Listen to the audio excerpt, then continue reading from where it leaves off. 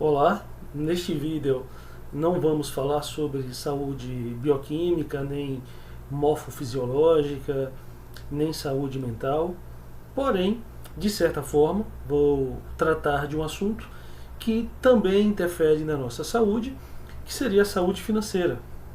E assim como em qualquer vertente da saúde, seja ela clínica, física ou mental, a educação se constitui em uma importante ferramenta de profilaxia, de prevenção.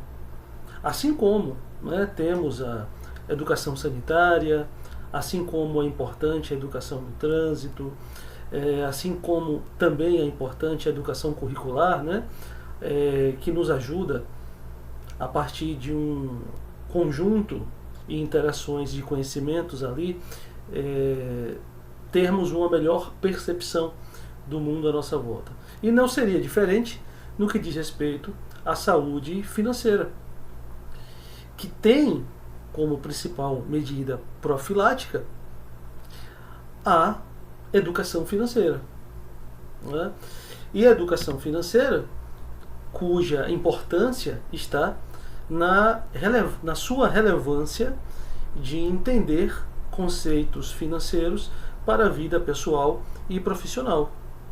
E neste vídeo, de maneira resumida e numa linguagem mais simples, iremos ver alguns conceitos básicos da educação financeira, como por exemplo renda fixa, renda variável, a distinção entre renda ativa e renda passiva.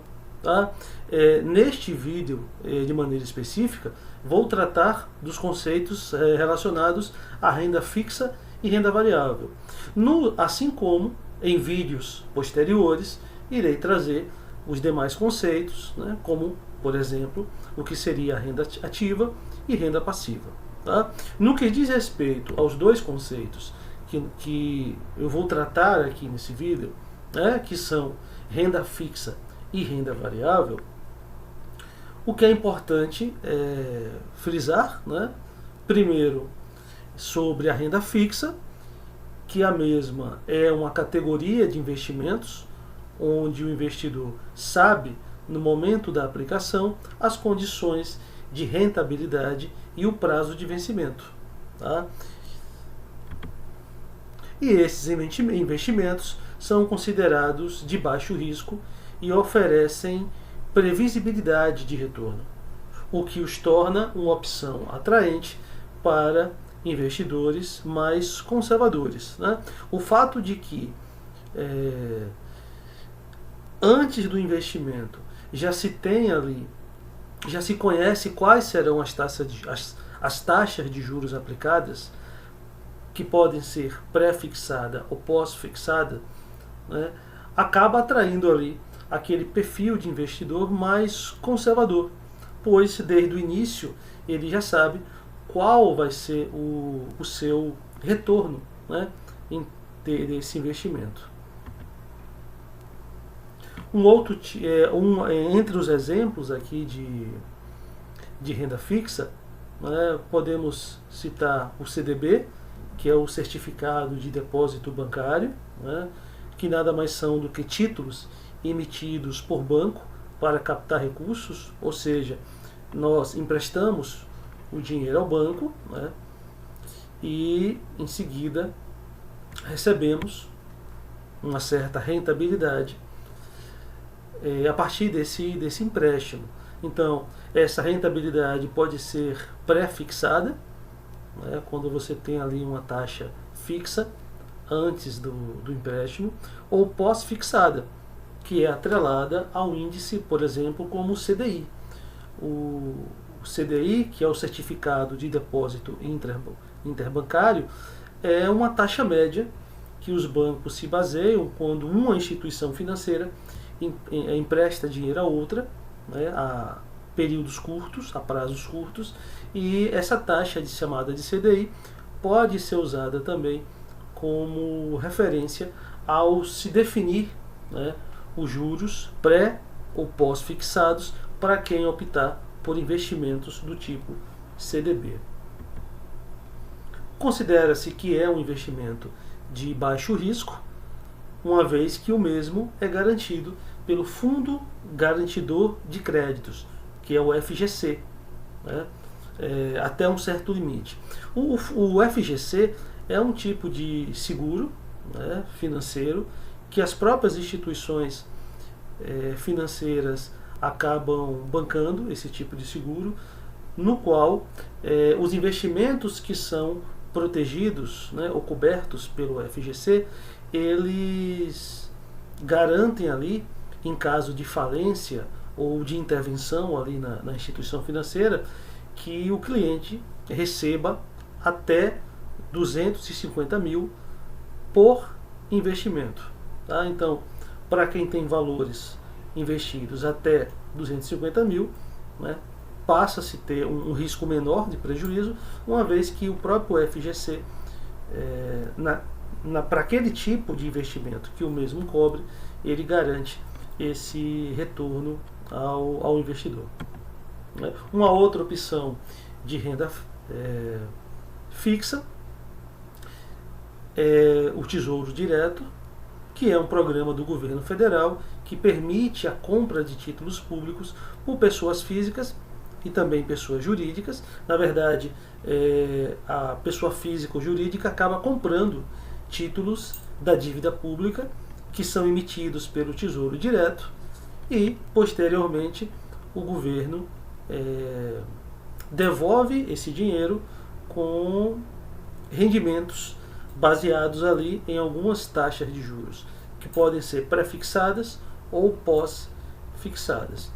Então, o Tesouro Direto envolve ali títulos como Tesouro Selic, né? Selic é a nossa principal taxa básica de juros. Então, seria o tesouro na qual você compra títulos da dívida pública e em seguida recebe esse dinheiro corrigido a partir da taxa básica de juros nacional. Tem também a opção do Tesouro IPCA, né, que aqui já é um investimento híbrido, no sentido de que se tem uma taxa de juros já fixada e que se combina essa taxa de juros já fixada o IPCA, que nada mais é do que a taxa que mede ali a inflação do período, né? Então você garante nesse caso aqui o retorno do seu investimento com as correções acima da inflação, né? Em relação ao Tesouro Selic, que eu esqueci de mencionar, tem uma vantagem no sentido de que a liquidez quase que diária, né? Então o investidor tem que levar isso em consideração. Se é um investimento que tem como finalidade uma reserva de emergência, então ele tem que levar em consideração a facilidade de liquidez, né, de retorno do dinheiro. Se é um investimento mais a longo prazo, que vem a complementar, por exemplo, uma aposentadoria, então é importante pensar já aqui no Tesouro IPCA, né, sem que haja as perdas referentes às inflações do período, ou o próprio Tesouro Pré-fixado, que é um investimento do Tesouro Direto mais a longo prazo, onde o investidor já sabe, depois de longos períodos, a quantidade, os juros que ele vai receber por esses investimentos. Então, o Tesouro Direto se destaca por uma rentabilidade variável, né, conforme o tipo de título, podendo ser pré-fixada ou indexada à inflação. Tá? Um detalhe também importante é que alguns desses investimentos de renda fixa deduzem descontam imposto de renda. Tá? Então, quando o investidor, né, ele mais conservador, opta pela renda fixa, é importante que ele faça ali algumas simulações para ver ao final, né, qual investimento é mais próximo dos objetivos que ele espera obter. Um risco também muito baixo, né, uma vez que são títulos públicos, então o pagamento dos mesmos, né, dos investimentos dos mesmos, é feito pelo próprio governo federal, o que dá uma garantia de retorno do dinheiro. Outros dois exemplos de renda fixa são o LCI, né, e o LCA. Ambos são letras de crédito. O primeiro, LCI, ligado a investimentos imobiliários, e o LCA são letras de créditos do agronegócio. Então, o investidor, de certa forma, vai estar emprestando dinheiro, né, às instituições financeiras que vão ser usadas para investir no setor imobiliário ou no agronegócio. São títulos emitidos por instituições financeiras para financiar os setores imobiliário e do agronegócio, como mencionei. Geralmente a rentabilidade é pós-fixada e é atrelada ao CDI, né? Aquela taxa que eu mencionei, que são os créditos de depósitos interbancários, é uma referência também para a rentabilidade desses dois tipos de renda fixa. Tá? O risco continua sendo baixo, também garantido pelo FGC até um certo limite. Então, também, além do CDB, tá? O LCI e o LCA também tem a cobertura daquele seguro do FGC, que em caso de falência ou intervenção da instituição financeira, eles cobrem até 250 mil em investimentos do investidor por instituição financeira. Né? Apresenta isenção de imposto de renda para pessoas físicas. Tem também os debentures, né, que são títulos de dívida emitidos por empresas para captar recursos. Né? Enquanto o Tesouro Direto são títulos de dívidas públicas, algumas empresas podem emitir títulos das suas dívidas, né, dívidas de instituições privadas. Essa rentabilidade pode ser pré-fixada ou pós-fixada e o risco é variável. Né? Ao contrário do Tesouro Direto, que o risco é muito baixo, pelo fato do seu cliente ser o próprio governo federal, no caso dos debentures, o risco vai ser variável porque vai depender muito da saúde financeira da empresa que emitiu esses títulos. Tá? Então, não são garantidos pelo FGC. Então, não há nem a garantia por parte do governo, nem há a garantia de nenhum seguro, né, financeiro que cubra prejuízos em até 250 mil, como acontece lá com o CDB, o LCI e o LCA. Então, de maneira resumida, né, algumas características importantes para vocês não esquecerem sobre a renda fixa. Né, como o próprio nome diz, né, a renda fixa é que você investe nela já sabendo o quanto você vai ter de retorno em termos de juros compostos. Seja porque esse juro já está pré-fixado, pré-determinado antes de você optar por aquele investimento, ou porque esses juros vão estar atrelados à Selic, que é a taxa básica de juros do país, ou ao IPCA, que seria juros corrigidos pela inflação do período enquanto durar o investimento, né? Ou pelas taxas pré-fixadas, como eu mencionei antes. Então, são investimentos considerados de baixo risco, especialmente aqueles garantidos pelo governo ou pelo FGC, né? Lembrando aqui que pelo governo estamos falando do Tesouro Direto e pelo fundo FGC, referindo aqui ao CDB, ao LCI e ao LCA. A rentabilidade e o prazo de vencimento são conhecidos no momento da aplicação, proporcionando maior segurança ao investidor. Oferece uma ampla gama de produtos, permitindo ao investidor diversificar sua carteira de investimentos. Tá? Então, dependendo do perfil ali embora quem use mais a renda fixa seja considerado ali um investidor mais conservador, né, que não gosta de correr tantos riscos, mas dentro das próprias modalidades de renda fixa é possível diversificar ali a carteira de investimentos. Né? Se você pensa na manutenção ali de usar a renda fixa como uma reserva de emergência, então você pode ir para os investimentos que estejam atrelados à Selic, né? Porque você tem uma liquidez quase que diária, ou seja, se você precisar do dinheiro com emergência, você consegue sacá-lo com mais facilidade. Se você quer também usar uma parte dos seus investimentos para retirá-los a longo prazo, né, aí vale a pena em uma renda mais fixa, mais híbrida, como por exemplo o IPCA, né? Você não vai ter perdas em relação à inflação, porque aí você garante, você tem uma taxa de juros fixa associado à correção da inflação, então você garante que seu dinheiro vai render e no momento da liquidez ele vai estar com um valor acima do que seria a inflação. E se você pensa em uma aposentadoria, né, usando ali a própria renda fixa, aí você pode pensar em investimentos de mais longo prazo. Por outro lado, se você pensa muito ali no valor líquido que você vai retirar, e aí a questão do imposto de renda e outras taxas possam pesar, aí você leva em consideração também a questão de quanto se paga de imposto de renda naquele tipo de investimento. Tá? Em relação à liquidez, alguns produtos de renda fixa, como o Tesouro Selic, oferecem alta liquidez, né, permitindo resgates a qualquer momento, sem grandes perdas.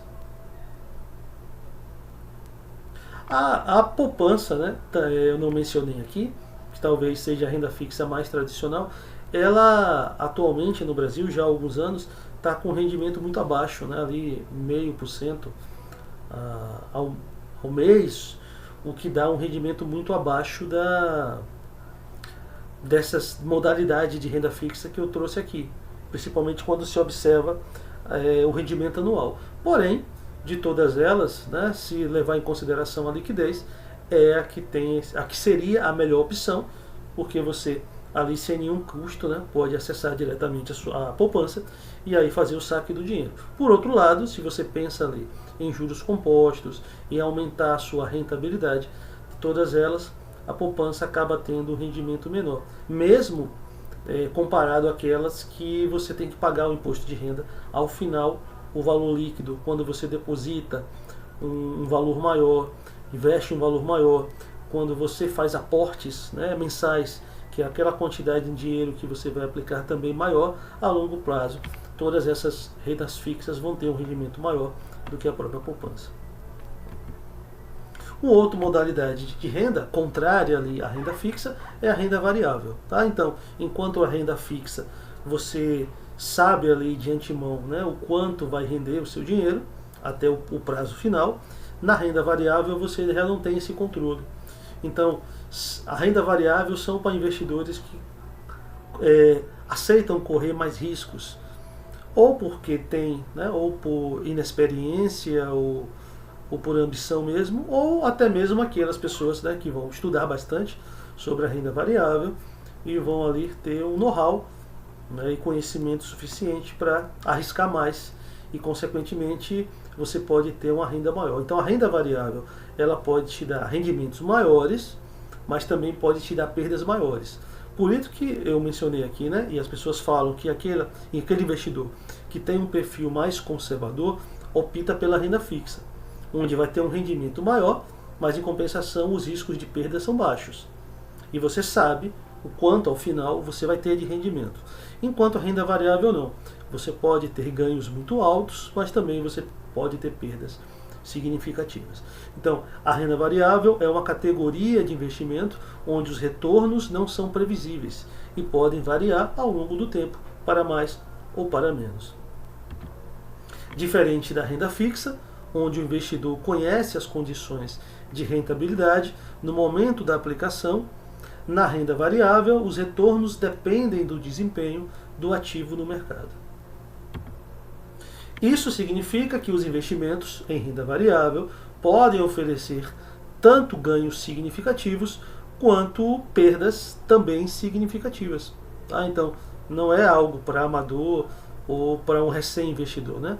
É necessário que estude bastante ambas modalidades de renda, tanto a fixa quanto a variável, requer que você, antes de dar o primeiro passo, procure estudar, conhecer sobre os conceitos fundamentais ali sobre esses investimentos.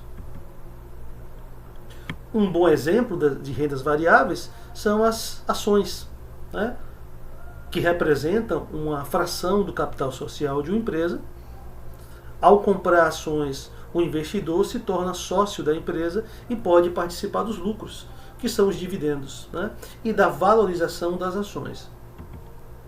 O risco acaba sendo alto, né, pois o valor das ações pode variar significativamente com base no desempenho da empresa e nas condições do mercado. Uma outra modalidade de renda variável são os fundos imobiliários, que nada mais são do que fundos que investem em imóveis ou em ativos relacionados ao setor imobiliário.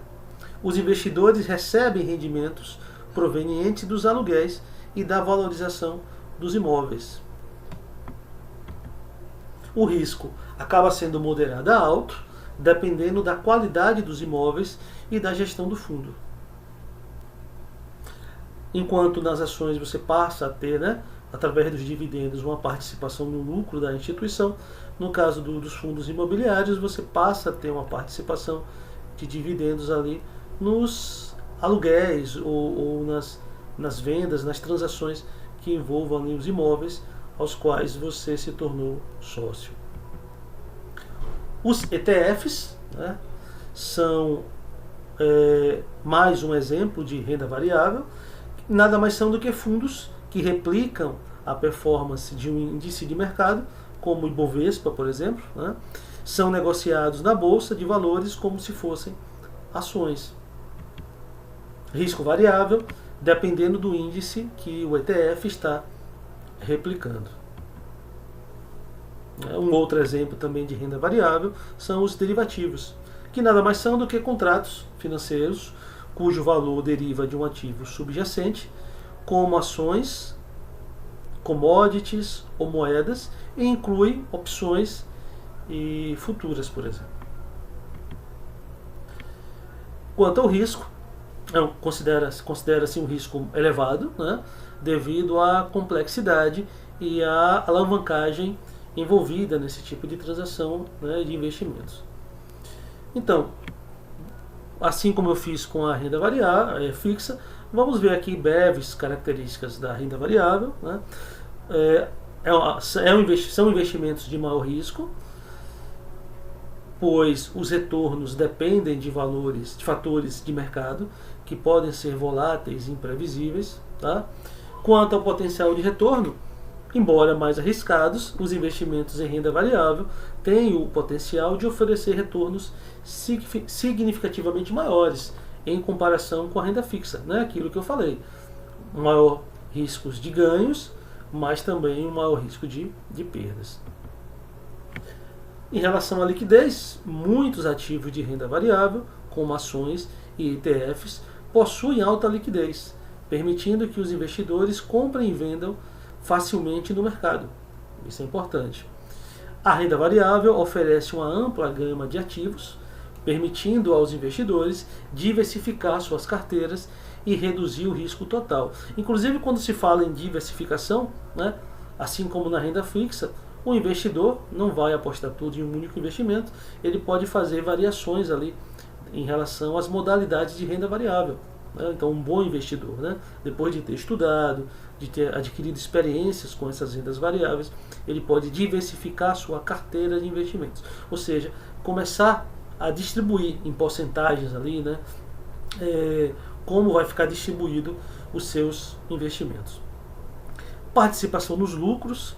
Investidores em ações podem receber dividendos, que são parte dos lucros distribuídos pela empresa aos seus acionistas. É importante também, na hora de escolher, de comprar ou vender ações, não escolher só, não observar só o valor das ações, né? Mas observar também os dividendos pagos pelaquela empresa. Então, né, só lembrando que quando eu falei em diversificar a carteira de investimentos, pode acontecer usando as duas modalidades, tá? O que você vai ter é um investidor mais conservador, que vai ali ter na sua carteira de investimentos quase que 100% de investimento em rendas fixas, você vai ter um investidor mais ousado, arrojado, que vai ter ali uma grande quantidade de investimentos quase que em rendas variáveis, ou você vai ter ali investidores com perfis mais moderados, onde vai distribuir parte do investimento dele em renda fixa, né, para se ter ali uma certa segurança, mas vai também, depois de um certo tempo, de ter estudado bastante, vai tentar aumentar os seus rendimentos, investindo parte ali do seu dinheiro também em rendas variáveis. Né? A diversificação nos dois tipos de renda, no sentido de tentar equilibrar a sua carteira de investimentos, pode ser também uma boa opção. Tá? Então, é isso. Espero que este vídeo tenha lhe ajudado a esclarecer de maneira bem resumida e simples, né, um pouco dos conceitos de renda fixa e renda variável e suas principais características. Ou seja, o objetivo do vídeo era só ali de maneira simples apresentar, né, essas modalidades, e aí cabe a você que se interessou, a partir de agora, buscar fontes de informações mais técnicas e específicas sobre esses conceitos e essas modalidades de investimento e ver qual que se aplica melhor ao seu perfil. Né? O perfil também pode ir mudando com o passar do tempo. Né? Você começar de maneira mais segura e depois se tornar um investidor mais arrojado. De qualquer maneira, com o objetivo aqui do canal é a questão de falar sobre saúde, eu só quis enfatizar a importância da educação financeira para promover saúde financeira, porque a saúde financeira está entre aqueles fatores que nós sabemos que pode afetar também o processo de saúde e doença. Né? Então, se saúde ele é um processo ali contínuo, né, gradativo e multifatorial, a saúde financeira é um desses fatores que também afetam no processo saúde e doença. E assim como as diversas vertentes da saúde, a saúde financeira também depende da educação financeira, já que a educação é um processo ali contínuo, progressivo, gradativo, que leva a transformações, né, de mentalidades, gera autonomia, gera também processo de liberdade também financeira, né, para que o indivíduo mude a sua percepção do mundo à sua volta e com isso melhore a sua qualidade de vida. Tá? Então é isso, espero que tenham gostado do vídeo. Permaneçam aqui no canal para continuarem recebendo mais vídeos que envolvam a saúde em suas diversas vertentes. E esse é um tema, como eu mencionei lá no início, que vou trazer em mais vídeos, então é provável que no próximo vídeo sobre essa temática eu fale lá do conceito de renda passiva e renda ativa. Tá? Então é isso, permaneça no canal, fique à vontade para curtir